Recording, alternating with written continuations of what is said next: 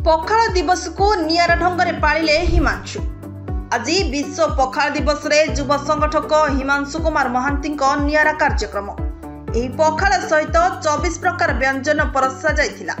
प्रति ओडिया प्रिय खाद्य हेउछि आमर पखाल। आराध्य देवता महाप्रभु श्री जगन्नाथ प्रिय हेउछि पखाल। श्रीमंदिर रे टंकतोराणी हेउछि एहार ज्वलंत उदाहरण। महाप्रभु श्री जगन्नाथ निकट रे एही टंकतोराणी भोग रूपे लागि होइथाय। खरा दिन पखाल कंसा ओडिया को शांति मिलता है।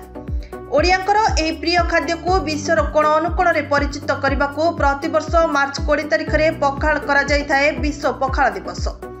एही पखाल दिवस रे आज टांगी सालेपुर बीजेपी युवा संगठक हिमांशु कुमार महांती सालेपुर चंपती स्थित कल्याण मंडप रे विश्व पखाल दिवस पालन करिसेंती।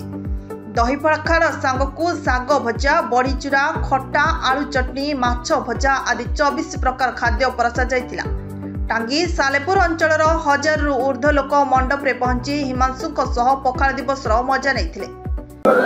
हिमांशु गांधी बीजेपी संगठक टांगी सालेपुर। आमर महाप्रभु जगन्नाथ से घी पखाल खाइबा भल पाती। शोला बेले घी पखाल न खाइले पेट ठंडा हुए से शुणती। सेमती ओडिया मानकर हूँ प्रिय खाद्य हूँ पखाल। आम हूँ ओडिया। आम ओडिया माने जो मैंने गरीब हूँ बड़ लोक हूँ समस्त पखाल न खाइले शांति कहीं रुहतु। आज हूँ मार्च 20 तारिख पखाल दिवस।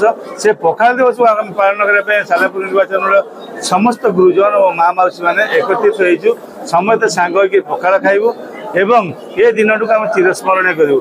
आउ टांगी सालेपुर निर्वाचन मंडली विकसित टांगी सालेपुर करूँ आशा कर। कटक 14 रु विश्वजित साई का रिपोर्ट, नाउ ओडिशा न्यूज।